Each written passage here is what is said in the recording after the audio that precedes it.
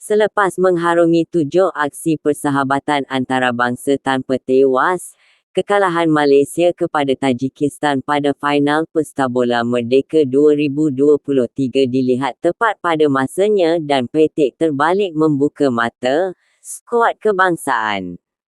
Kekalahan itu juga dianggap mampu memberi pengajaran penting menjelang tugasan lebih mencabar skuad Harimau Malaya pada kempen pusingan kelayakan Piala Dunia 2026, Piala Asia 2027 bulan depan, sebelum beraksi pada Piala Asia 2023 di Qatar, Januari tahun depan.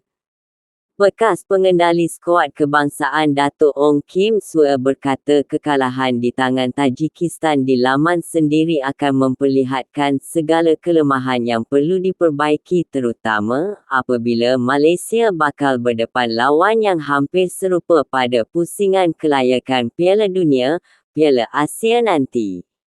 Bagi saya, kekalahan itu positif berlaku sebelum kita bermain dengan Kyrgyzstan, aksi sulung kumpulan di pusingan kelayakan, bulan depan. Tajikistan dan Kyrgyzstan tak banyak beza, mempunyai corak permainan yang lebih kurang sama dan mempunyai mentaliti yang sama.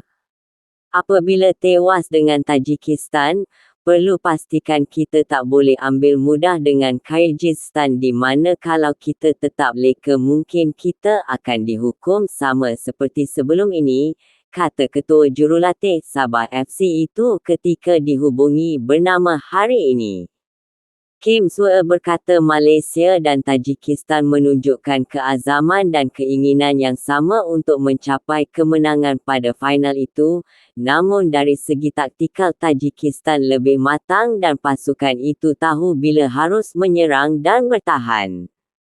Bagi saya tiada banyak kelemahan yang saya dapati kecuali dari segi serangan yang tumpul dan beberapa kesilapan yang sentiasa berlaku menyebabkan kita dibolosi, katanya yang turut menyifatkan Tajikistan mempunyai kelebihan apabila hanya bermain pada final selepas Palestin menarik diri. Senada dengan Kim Swe adalah bekas pemain kebangsaan Rezal Zambri Yahya yang menganggap kekalahan itu dapat memberi kesedaran, selain peluang untuk memperbaiki kelemahan termasuk kecenderungan melakukan kesilapan mudah dalam perlawanan berintensiti tinggi. Bekas pengendali Kelantan FC itu berkata pasukan negara akan berdepan pasukan handalan yang mempunyai persediaan rapi dan dibarisi pemain terbaik pada Piala Asia nanti. Jadi kita tak boleh buat kesilapan mudah yang akhirnya menghukum pasukan. Skuad kita sudah tampil dengan prestasi yang lebih bagus tetapi kesilapan mudah perlu diberi perhatian, supaya kita tak kecewa macam kemarin, katanya. Rezal Zambri berkata kelekaan bahagian pertahanan telah menghukum keseluruhan pasukan biarpun skuad kendalian Kim Pan-gon itu tampil lebih dominan berbanding Tajikistan, terutama pada separuh masa kedua. Pada final di Stadium Nasional di Bukit Jalil itu, menyaksikan kemenangan 2-0 Tajikistan untuk merangkul kejuaraan sulung Pesta Bola Merdeka dan menafikan peluang Malaysia daripada meraih gelaran ke-13. Kekalahan itu juga menamatkan rekod tanpa kalah Malaysia, yang melakar 5 kemenangan dan 2 seri dalam 7 perlawanan terakhir sejak tewas kepada Thailand 0-3 pada separuh akhir kedua Piala Persekutuan Bola Sepak ASEAN, AFF, 2022, Januari lepas.